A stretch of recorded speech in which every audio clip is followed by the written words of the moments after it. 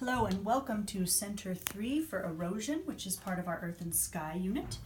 This is called Splash, and this is going to be talking about the effects of rain on how rain causes erosion. So we have some background information, and we will hopefully have some books and some other handouts in there for you to go over. For background information, we always recommend doing that before you get into the hands-on stuff. We also have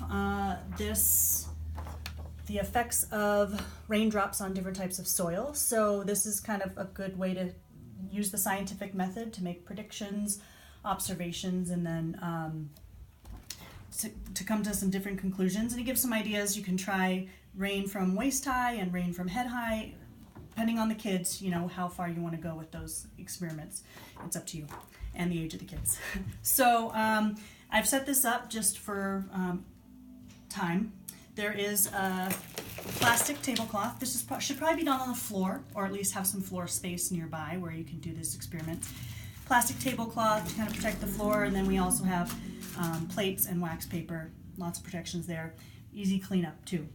And then we have some different eyedroppers, and so you're just going to have them predict how different types of soil. So we have very fine soil represented by flour.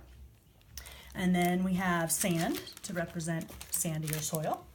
And then we have some gravel that you can just, and so the idea is just to take the eyedropper and have students first kind of predict what they think will happen. You can kind of, for the younger students, you can kind of prompt them, do you think it'll puff up? Do you think it'll splash? Do you think it'll splatter? And then you just do the experiment and have them make observations. So you can try different heights, and you can have the students try it and see what happens.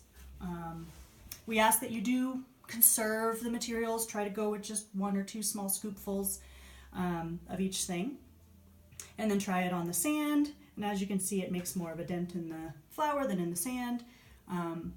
Very little effect on the rock, but you can talk about how big storms with hail and big raindrops and hard pounding rain, and have them talk about what they've witnessed and what they predict about different times of storms.